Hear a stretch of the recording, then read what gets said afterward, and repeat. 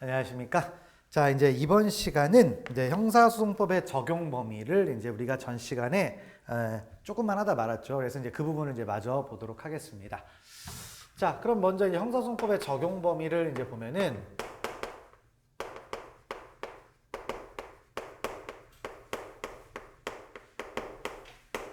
세 가지가 있었죠. 일단 먼저 뭐가 있었습니까?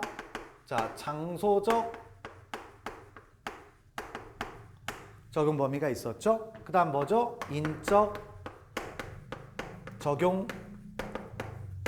범위가 있었습니다. 그 다음 이제 시간적 적용 범위인데, 자, 우리가 전 시간에 자, 이 부분을 얘기를 했죠. 이 부분을 얘기를 했고, 그 다음에 이제 인적 적용 범위로 이제 넘어가 보면 되는데요. 그럼 인적 적용 범위는 사실 이거죠. 이 장소적 적용 범위 안에 들어가 있는 모든 사람에게 다 적용됩니다. 그러니까 여기도 특별하게 원칙이 중요한 게 아니라, 그럼 뭐가 중요하다? 역시 예외가 중요하죠. 예외가 중요한 겁니다. 그래서 그 예외를 보니까 크게 영역을 따져보니까 두 가지 영역이 있을 수가 있습니다. 그래서 첫 번째 뭐가 있다? 자, 국제법상 예외가 있죠. 그 다음에 또 뭐가 있다? 국내법상 예외도 있을 수가 있습니다. 그럼 국제법상 예외는 자, 이제 이런 조약이 있죠. 외교관계에 관한 비엔나 협약이라는 그런 조약이 있는데 국제적으로 승인된 조약이에요. 그래서 우리나라도 가입이 되어 있는 건데요. 이 국제법상 예외에 들어가 보니까 이제 뭐가 있냐면 이런 게 있더라 이거예요. 그래서 이제 외국에 뭐가 있다? 국가 원수가 있죠. 외국의 국가 원수, 그 다음에 그 가족, 그 다음에 대한민국 국민이 아닌 수행자.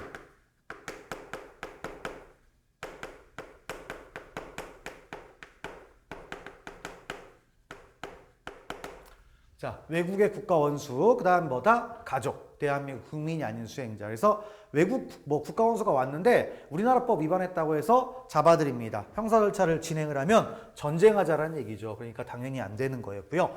그 다음에 또 뭐가 있냐면 신임받은 외교사절 등이 있습니다.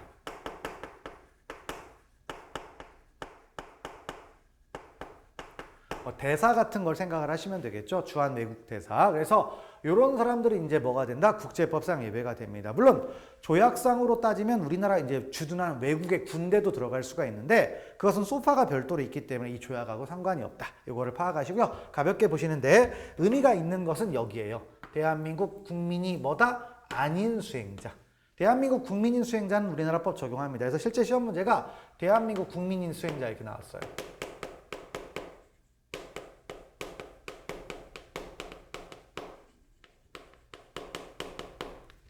이러면 틀리는 겁니다. 자, 그걸 보시고요. 그 다음에 이제 뭐가 있냐면 신임받은 이런 건 별거 없고, 그다음에 이제 국내법상 예외는 이제 우리나라 법이 중요하겠죠. 그래서 우리나라 법을 한번 들어가 보니까 자, 두 가지 사람이 있더라. 뭐가 있습니까?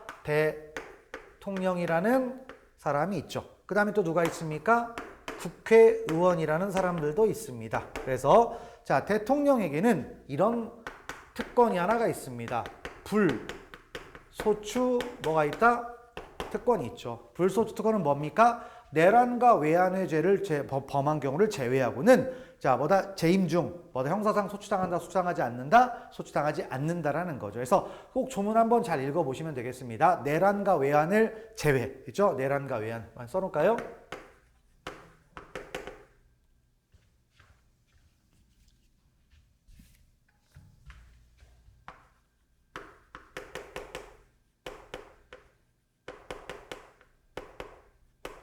자, 내란과 외환을 제외하고는 재임 중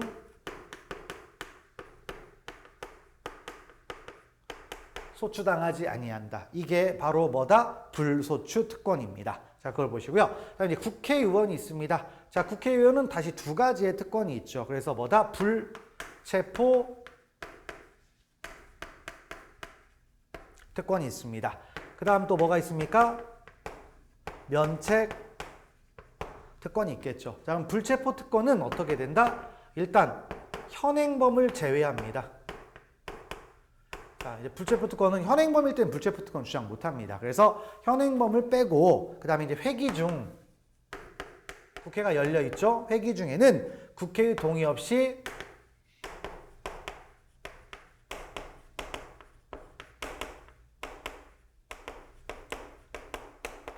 자, 회기 중에는 국회의 동의 없이 체포하거나 구금할 수 있다, 없다? 없다. 요게 바로 불체포 특권이라고 할 수가 있겠죠. 그래서 그 부분을 보시면 되겠고요. 그다음에 이제 면책 특권이 있습니다. 여기가 중요합니다. 왜냐면 판례가 있거든요. 그러니까 실제로 불체포 특권은 우리가 조문을 보면서 장난치는 것들을 좀 생각을 하시면 돼요. 현행범을 포함한다. 이런 것들 생각하시고 가시면 되고요. 근데 이제 면책 특권은 조문도 중요하지만 판례가 있다 이겁니다. 그래서 그런 내용인데 자, 일단 어떻게 돼 있느냐? 일단 국회의원은 국회에서 직무상 행한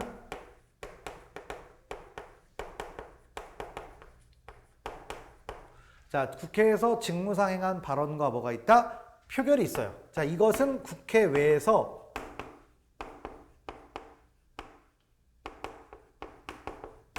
책임을 지지 않는다. 이게 바로 국회의원의 면책 특권입니다. 그래서 국회의원의 어떤 직무를 보장해주기 위해서 국회 내에서 일어난 일은 국회 밖에서 책임을 안 지도록 한 거예요. 자, 그래서 만약에 직무상 행한 발언과 표결이 어떤 우리 형사범죄와 관련돼 가지고 자, 있다라고 하게 되면 국회에서 표결 책임을 안 진다고 했으니까 검사가 이걸 만약에 기소할 수도 있겠죠. 그럼 기소하면은 재판을 못 해요. 재판을 못 하기 때문에 무슨 재판을 한다? 뭐 면책 뭐 이런 거 아니고요. 공소기각 판결이라는 걸 합니다. 자, 공소기각 판결인데 정확하게 말하면 327조 2호에 따라서 공소기각 판결을 합니다. 뭐다? 공소제기 절차가 법률의 규정에 위반하여 무효인대에 해당한다. 그래서 327조 2호. 그래서 뭐 과거 변호사 시험에서는 327조 1호 재판권이 없다. 이렇게 틀린 식으로 나온 적도 있습니다. 그래서 그 부분을 알아두시면 되겠죠. 그런데 이제 문제는 국회에서 자, 행한 발언과 표결이 있는데 이걸 국회 내라는 것을 대단히 좁게 해석해버리면 문제가 심각해져요. 그래서 바로 여기에 이 면책특권이 이제 들어갈 수 있는 범위는 자, 일단 어떻게 되느냐? 국회에서 직무상 행한 발언과 표결에 한정한다, 한정하지 않는다? 한정하지 않습니다. 조금 넓혀야 돼요. 조금 넓혀서 자, 뭐 어떻게 된다? 통상적으로 행해지는 부수행위도 포함을 시킵니다.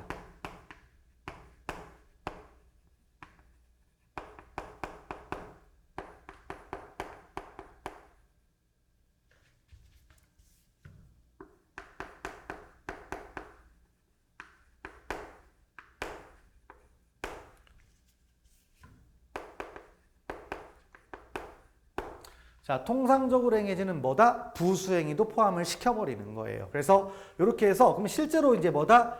면책특권 관련해서 기소되는 사안들은 다 이겁니다. 통상적으로 행해지는 부수행위. 그러면 어떤 것들이 통상적으로 행해지는 부수행위입니까? 그럼 이제 그건 그때그때 개별 사안마다 판단한다라고 했는데 지금까지 나온 사안들은 이런 거예요. 뭐 기자들에게 원고를 배포하는 행위.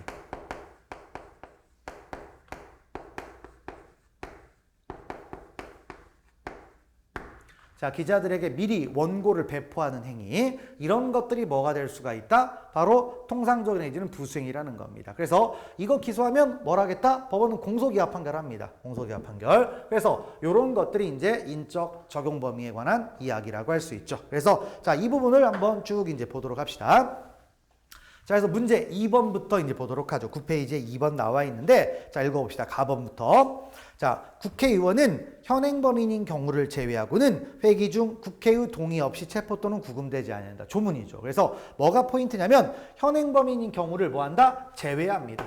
현행범을 제외한다라는 말이 중요한 거예요. 자, 그래서 가번 맞는 얘기가 되겠고, 나번. 자, 국회의원의 면책특권에 속하는 행위에 대하여 공소가 제기됐습니다. 그럼 무죄가 아니고 무슨 재판한다고 했습니까?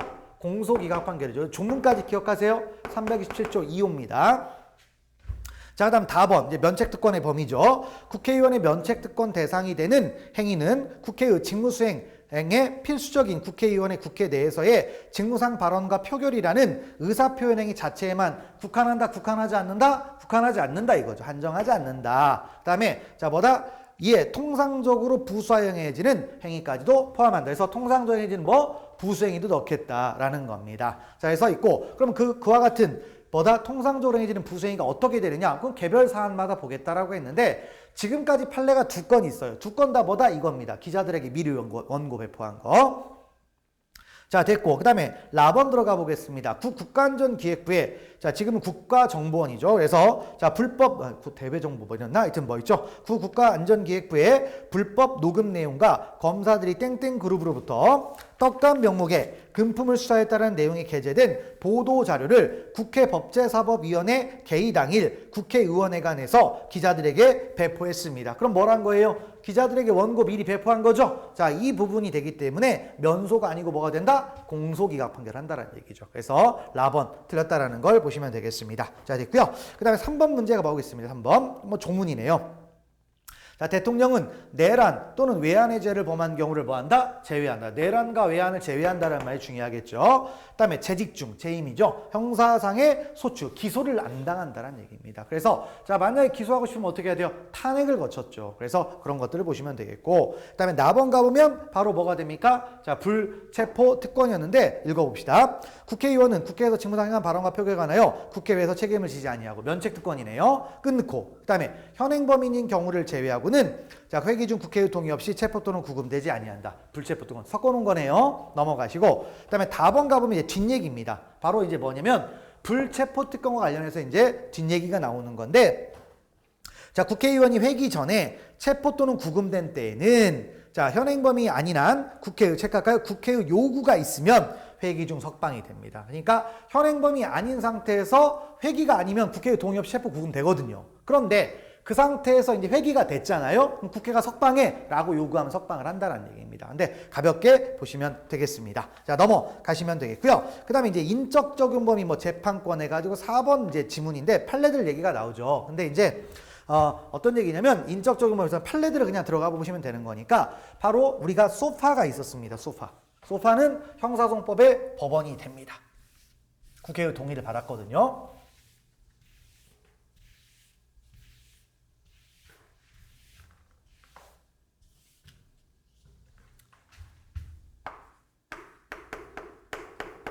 자, 소파가 있죠. 한미행정협정이라는 거죠. 그래서 자, 이 부분인데 이것은 자, 뭐다? 국회의 동의를 받았어요.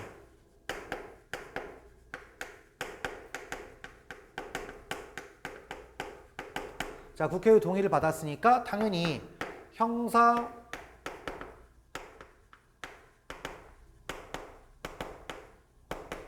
형사소송법에 뭐가 된다? 법원을 인정을 받는 거죠. 법원성이 인정이 되는 겁니다.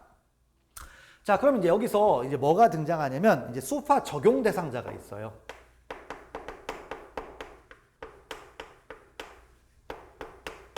그러니까 소파 사건이라고 이제 판단이 되면 우리 형사소송법의 법원이 돼서 형사소송법보다 특별법적인 성격을 갖게 되는데요. 뭐 대표적인 게 이런 겁니다. 구금을 만약에 한다라고 하게 되면은 미군 당국에서 구금을 합니다. 우리나라에서 구금하지 않아요. 그 다음에 재판을 할 때 불이익 변경 금지 원칙이 검사가 상소해도 적용이 됩니다. 이제 그런 것들의 특칙을 갖는데 그 적용 대상자들이 누가 있느냐 했더니 한 4사람 정도가 있어요. 일단 주한미군, 정확하게 말하면 미합중국 군대 있고요. 그 다음에 또 뭐가 있다? 군속이 있고요. 그 다음에 가족이 있어요. 그 다음에 또 누가 있다? 초청 계약자 등이 있죠. 근데 여기서 뭐가 있냐면 중요한 건 여기 있습니다. 군속이 있습니다. 그러니까 미국 국적을 가진 미국 군속은 소파 사건 적용 대상자가 되는데 여기에 단서가 하나 있어요. 통상적으로 대한민국에 거주하는 자는 제외가 됩니다.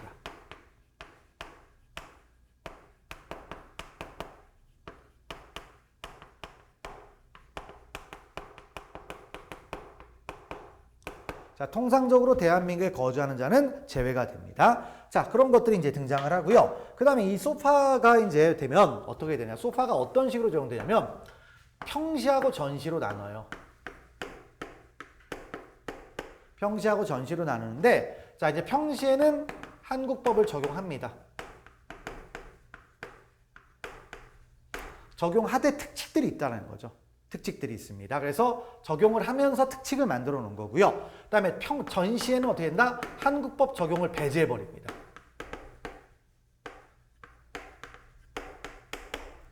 배제해 버립니다. 그래서 요 부분까지 이제 알아주시는데요. 그래서 자, 뭐다? 군속 중에 통상적으로 대한민국에 거주하는 자는 제외한다라고 했는데 이제 사건이 하나 발생을 한 거예요.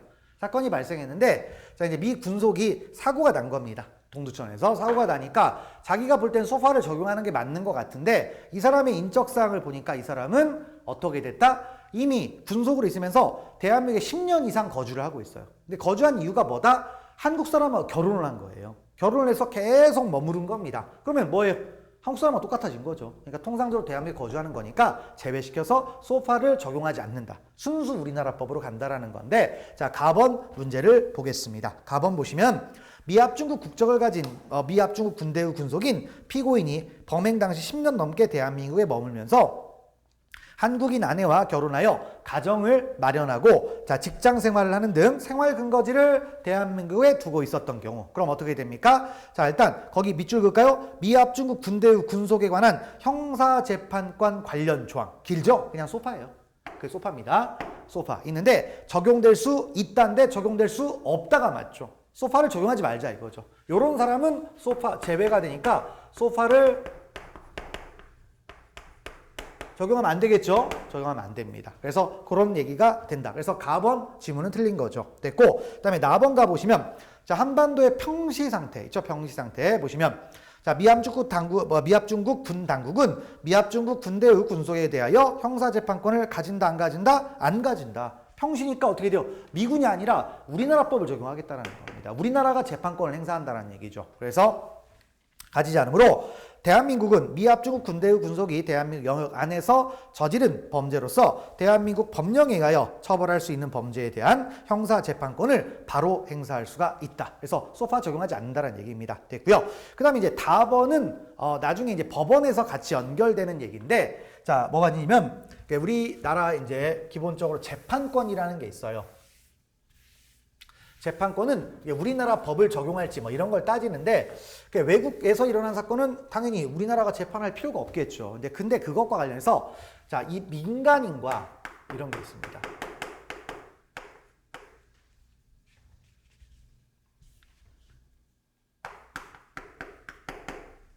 자, 누가 있다? 민간인과 군인이 있습니다. 민간인하고 군인. 자, 그럼 민간인하고 군인을 따지는데 이 둘을 구별하는 건 재판권입니다.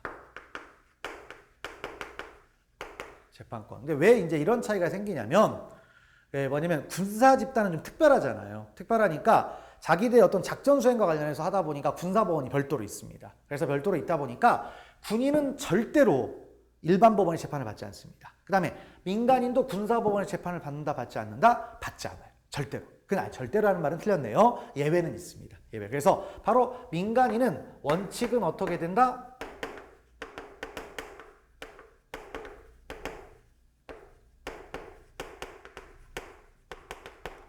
군사법원의 재판을 받지 않습니다. 그런데 예외적으로 받는 경우도 있어요.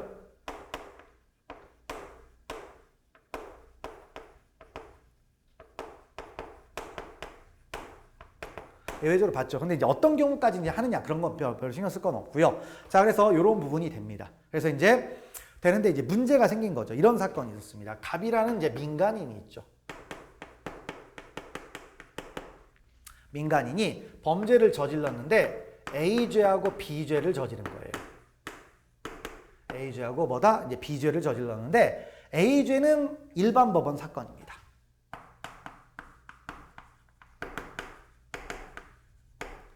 그다음에 이제 B죄는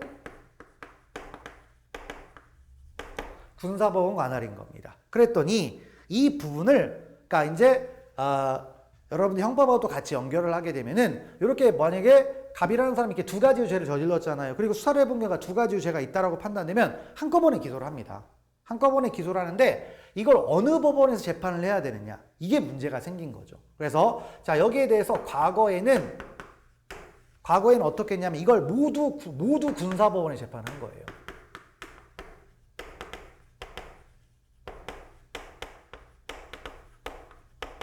과거에는 모두 군사법원의 재판을 받다 보니까 문제가 생긴 거죠. 어떤 거냐?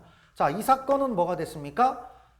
절대로 군사법원이 재판하면 안 되는 거죠. 안 되는 건데 재판을 했으니까 헌법을 위반할 수, 이거 헌법에 있어요, 헌법에. 헌법 27조 2항 요 정도쯤에 있습니다. 그래서 헌법을 위반할 소지가 있다라는 거죠. 그래서 이제 판례가 변경이 된 겁니다. 판례가 변경이 돼가지고 현재는 어떻게 되느냐?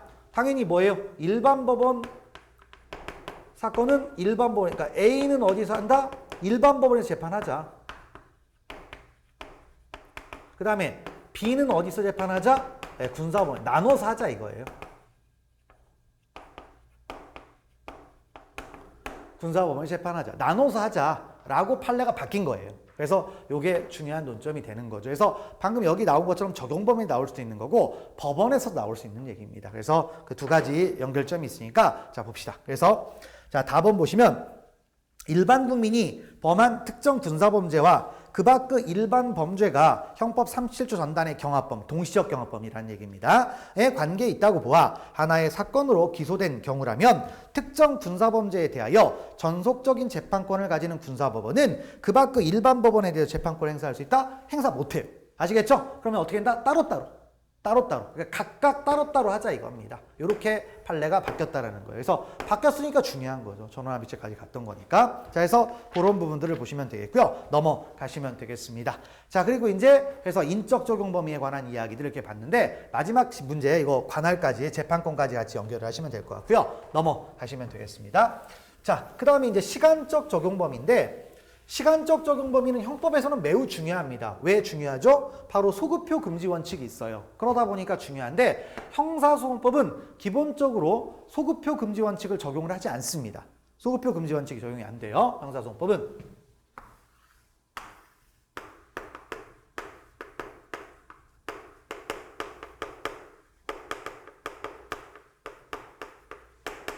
적용이 안 됩니다. 그래서 이 부분을 그러니까 중간에 법이 바뀌었을 때 어떻게 할 것인가 이런 부분인데 소급표 금지 원칙이 적용되지 않기 때문에 그냥 말 그대로 이제 뭐다 법이 만들어졌죠. 그 다음에 법이 없어질 때까지 있죠. 이때의 법을 적용하면 되는 거예요. 제정할 때 제정했죠. 그 다음에 이제 뭡니까? 폐지될 때까지 법을 적용하면 되는 겁니다. 그러니까 내가 어떤 사건에서 이제 재판을 받고 있는데 그때 적용되는 법을 적용하면 되는 거예요. 그런데 이제 뭐 부칙에서 중간에 이제 바뀌었을 때 특례 규정 이런 그 뭡니까? 특례 규정 같은 걸 만들 수가 있어요. 그래서 뭐 효력 이제 쭉 해가지고 경과 규정 같은 걸 만들 수가 있죠.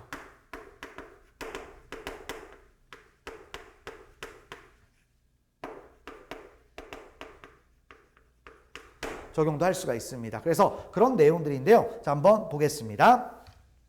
자, 그래서 5번 문제를 보도록 하죠. 그래서 보시면 형사소송법은 형법과는 달리 소급표 금지 원칙이 적용되지 않으며 신법을 적용할 것인가 구법을 적용할 것인가는 무엇인가? 입법 정책의 문제다. 이건 뭐 국회에서 알아서 하라는 거죠. 그래서 됐고요. 그 다음에 나번 가보면 나번은 무슨 얘기냐? 자, 그러면 일단 뭐다 개정된 형사소송법 부칙, 이거 경과 규정이죠. 이 법은 이 법 시행 당시 수사 중이거나 법원에 계속 중인 사건에도 적용을 한다. 다만 이 법 시행 전에 종전의 규정에 따라 행한 행위 효력은 영향을 미치지 아니한다. 그래서 어떤 걸 적용하느냐 그랬더니 신법주의가 아니라 이제 혼합주의라는 말 씁니다. 그러니까 신법주의, 국법주의가 있을 거 아니에요.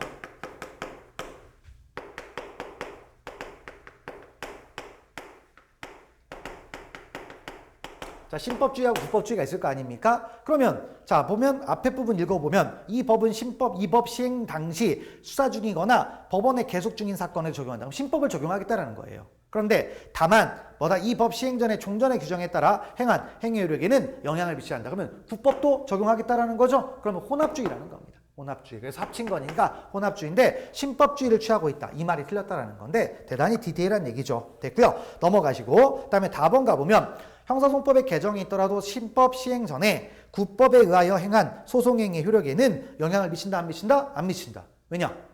방금 얘기했지만 안 미친다라고 했잖아요. 그러니까 답원 맞는 얘기고 그래서 답원 정도가 좀 의미가 있겠죠. 됐고 그 다음에 라번도 이제 판례로서 좀 중요한 건데요. 자, 보시면 형사소송법에도 신법 우선주의가 적용되므로 항소심이 신법 시행을 이유로 국법이 정한 바에 따라 적법하게 진행된 제1심의 증거 조사 절차 등을 위법하다고 보아 효력을 부정하고 다시 절차를 진행하면 되겠습니까? 안 되죠. 왜? 효력에 영향이 없기 때문에 그대로 인정해주면 돼요. 그리고 신법 시행 시부터는 그때 다시 신법을 적용하면 되는 겁니다. 과거 행위를 무효화시킬 필요는 없다는 얘기죠. 그래서 그 정도까지를 파악하시면 되겠습니다. 자, 넘어가시면 되겠고요. 그다음 6번 문제를 한번 볼까요? 6번도 별거 없고 그 6번의 가번 지문이 5번의 라번 지문 있죠? 거기에 대한 오리지널 질문입니다. 그래서 한번 읽어봅시다.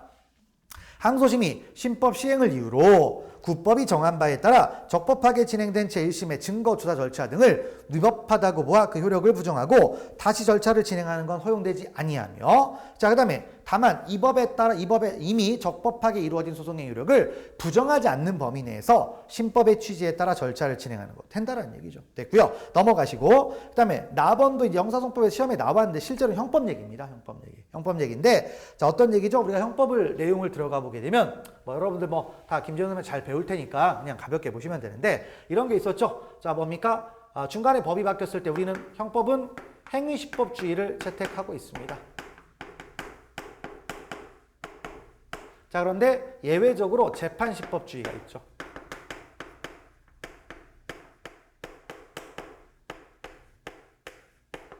그래서 재판시법을 채택을 하는데, 자, 이제 여기에서 이제 어떻게 되느냐? 유리하게 정하게 바뀌었을 때 신법을 적용하게 돼 있는 거죠. 그래서 자, 일단 자, 범죄를 하고 나서요, 재판이 확정되기 전에 범죄 후 법률의 변경이 된 거죠. 1조 2항을 잠깐 얘기하면은,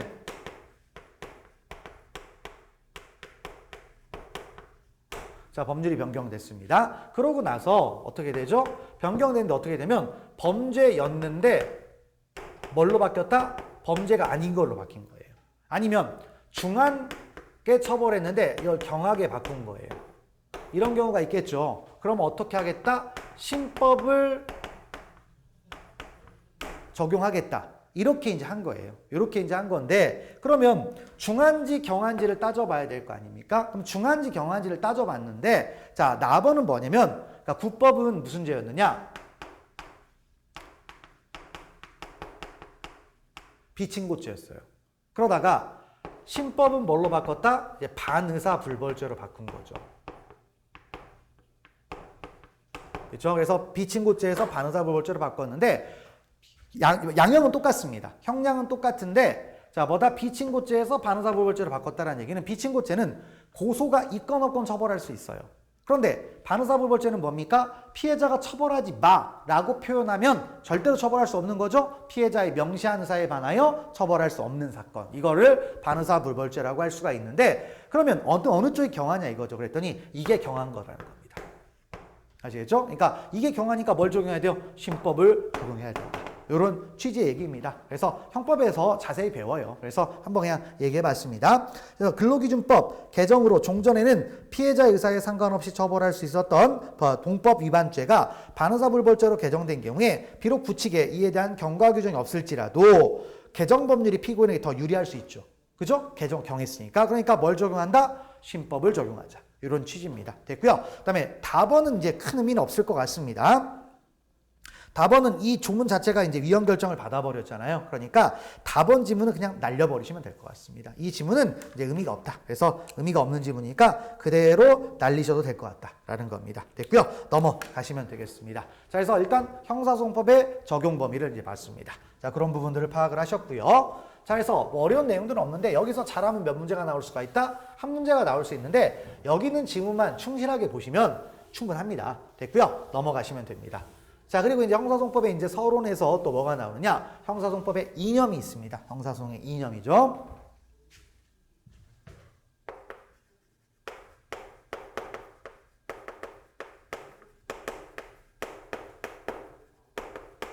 자, 형사소송법에 이제 이념을 이제 보시면 되는 겁니다. 자, 그럼 이념이라는 말의 뜻은 어떤 형사소송 절차에서 추구해야 할 가치예요.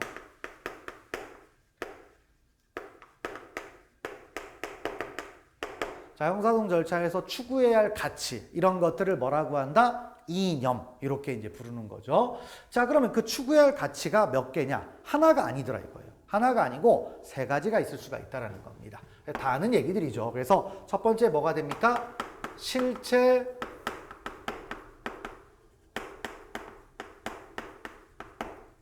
진실의 발견이 있죠. 그 다음에 두 번째는 뭐가 있다? 적정 절차라는 게 있죠.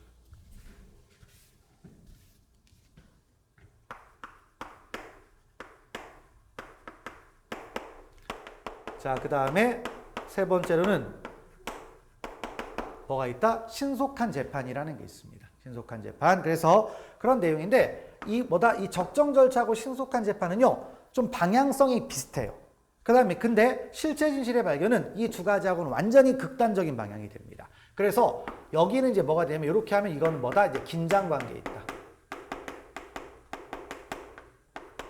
그러니까 실체 진실 발견과 그다음에 적정 절차 신속한 재판은 긴장 관계에 있어요. 그래서 만약에 이쪽 무시하고 이쪽으로 가버리면 형사동의 균형이 무너진다는 겁니다. 반대로 이쪽 무시하면서 이쪽으로 가면 역시 균형이 무너지겠죠. 그러니까 적절한 절충이 필요하다라는 거예요. 그래서 그런 부분들, 이 세 가지가 이제 묶이는 건데요.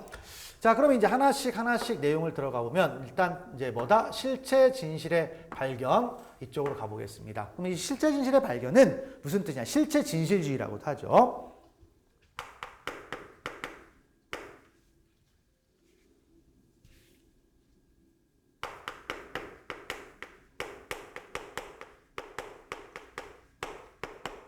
자, 실체 진실주의라고 하는데 우리가 민사하고 형사를 구분하는 게 이제 형식적 진실이냐 실체적 진실이냐 이런 걸 따져요.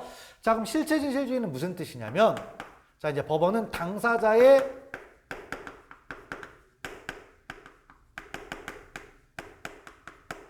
주장에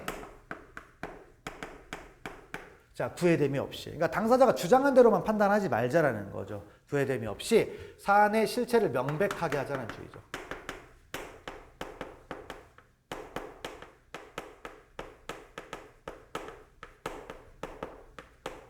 자, 사안의 실체를 명백하게 파악하자 이런 얘기인데 핵심은 당사자의 주장에 구속되지 않는다라는 얘기가 핵심이 됩니다.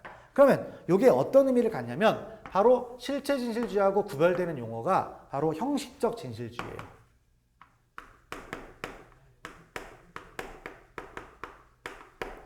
근데 형식적 진실은 어디서 나온다? 민사에서 나오는 얘기입니다. 민사. 자, 민사인데 그러면 여기서는 뭐냐면 민사에서 따지는 진실은 어떤 거냐면 한계가 있어요. 당사자의 주장에 구속이 됩니다.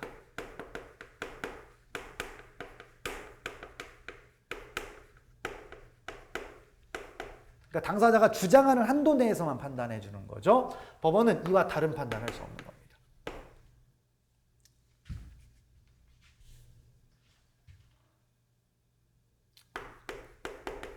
자, 최대한 줄이면 이런 거겠네요. 당사자의 주장이 구속되어 판단하는 거. 이것을 뭐라고 한다? 형식적 진실주의인데 민사에서는 이렇게 해요. 민사.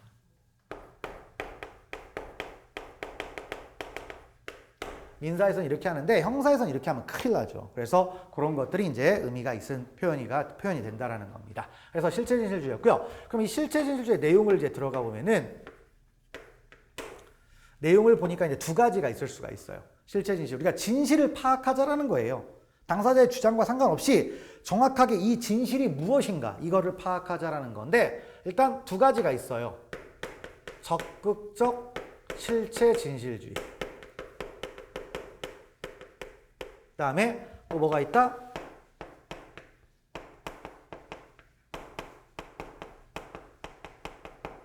소극적 실체 진실주의 이런 게 있죠. 그러면 적극과 소극이 나누어질 텐데 적극이라는 말은 이제 관점인데요. 이런 거죠. 죄가 있으면 반드시 처벌해야 됩니다. 그래서 뭐다? 유죄자 필벌. 반드시 벌하자. 죄가 있으면. 그러니까 죄가 있으면 무조건 처벌해야 된다. 이게 바로 뭐죠? 적극적 실체 진실주의라는 겁니다. 자, 그리고 소극적 실체 진실주의는 무슨 얘기냐? 자, 근데 만약에 범인인 줄 알고 잡았어요. 그런데 범인이 아니래요. 풀어줘야죠. 그래서 뭐다? 무죄자 방면.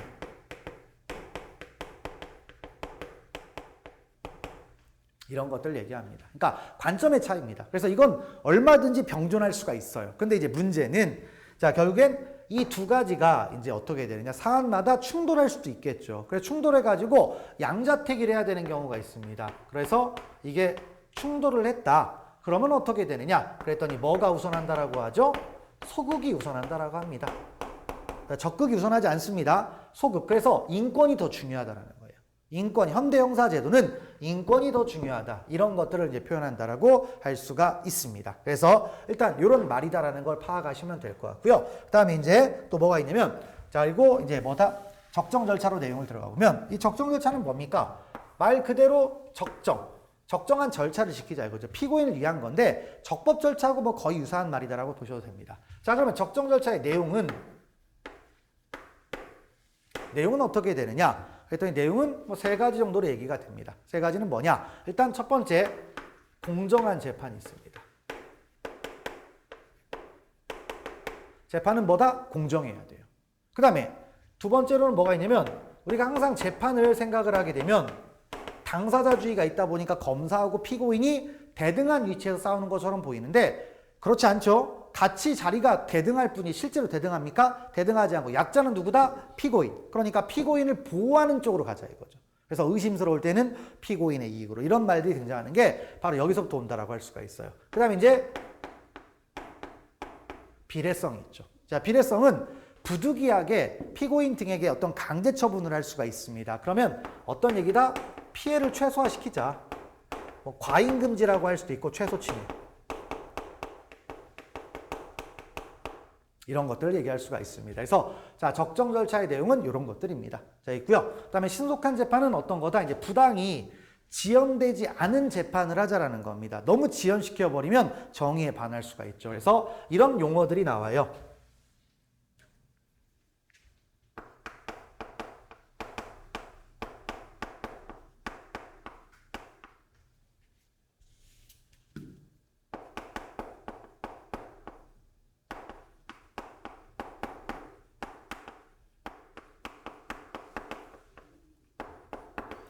자, 사법은 뭐다? 신선할수록 향기가 높다.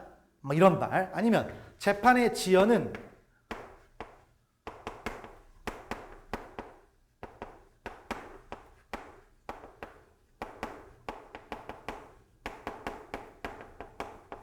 자, 재판의 뭐다? 거부와 같다. 이런 말도 씁니다. 그래서 바로 이런 것들이 나오면 무엇이다? 신속한 재판의 원칙이다. 이렇게 이제 표현할 수 있어서 내용은 이런 거예요. 부당이 지연되지 않은 재판. 부당이 지연되지 않은 재판을 하자 이거죠.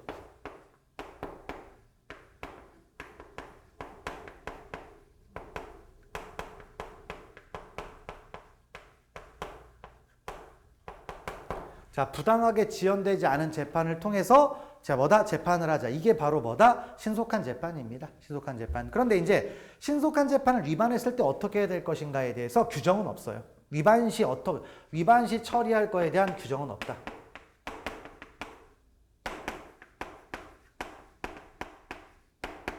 위반 시 어떻게 처리할지에 대한 규정을 두고 있다, 안 두고 있다? 두고 있지 않습니다. 그래서 이런 내용들이 이제 형사소송의 이념이라고 할 수가 있습니다. 그래서 자, 이걸 기초로 이제 내용을 한번 보시면 되겠습니다. 그래서 자, 한번 들어가 보면요. 몇 문제 한번 보도록 합시다. 그래서 14페이지 가 보니까 자, 1번 문제가 있죠. 보시면 다음은 실체 진실주의에 관한 설명이다. OX 표시인데 첫 번째 형사소송의 목적은 적정 절차에 의한 신속한 실체 진실의 발견이다. 그래서 있는데 이걸 다 문장으로 만들었어요. 줄여서. 아주 아름다운 문장입니다. 누가 만들었는지 모르겠지만 대단한 거예요. 그래서 이런 건데 이 세 가지를 다 넣었다. 이제 답번은 그런 얘기고요. 그다음 나번을 들어가 보면은 실체 진실주의란 자, 법원이 당사자의 사실상의 주장, 사실의 인정 여부 또는 제출한 증거에 포인트가 뭡니까? 바로 구속되지 않고죠. 구속되지 않는다.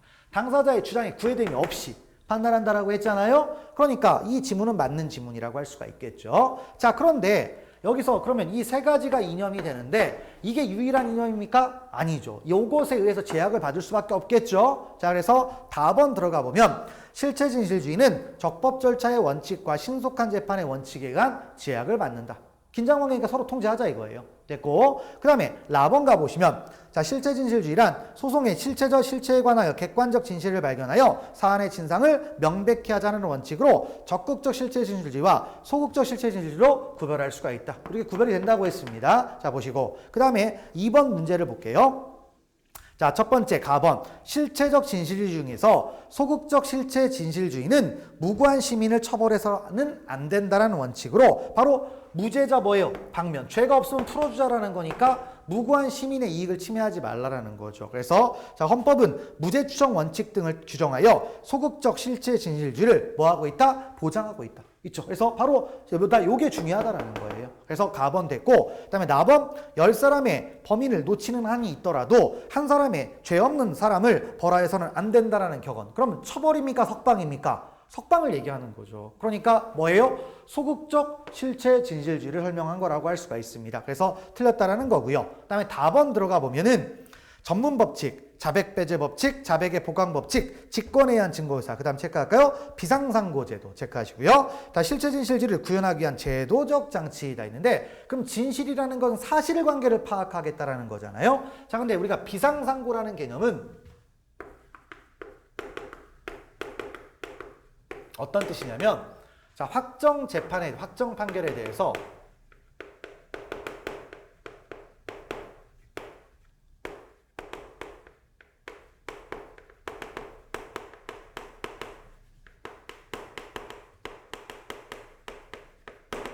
자, 확정 재판에 대해서 뭐라는 거다? 법령 위반의 잘못이 있을 때 하는 겁니다. 그래서 이 비상상고의 취지는 뭐냐? 법령 해석의 통일이에요. 법령 해석의 통일과 관련된 얘기지 진실하고는 상관이 없어요. 진실하고는 상관이 없기 때문에 자, 이 부분은 틀린 지문이 된다라는 거죠. 나머지는 뭐 연결될 수도 있겠죠. 자, 그런 것들을 보시고요. 다음 마번 가보면 자, 전문 증거의 증거 능력 배제. 그 다음 체크할까요? 피고인에 대한 진술 거부권의 고지 있는데, 바로 진술 거부권을 고지하는 건 뭡니까? 이거와 관련된 거거든요. 피고인 보호. 피고인 보호는 뭡니까? 적정 절차죠. 신속한 재판이 아닙니다. 막 그런 얘기다. 근데 이제 뭐 고침 거의가 명백하게 틀렸다라는 얘기들입니다. 그래서 그런 것들을 이제 파악을 하시면 될 것 같고요. 그다음에 이제 3번부터 들어가 보게 되면 3번은 이제 우리가 실체 진실이었고, 그다음에 적정 절차 여기서부터 이제 관련된 얘기인 것 같습니다. 그래서 자, 문제가 제법 있습니다. 그래서 자, 이 부분은 따로 이제 봐야 될 것 같습니다. 그래서 자, 3번부터는 다음 시간부터 진행하도록 하겠습니다. 자, 수고하셨습니다.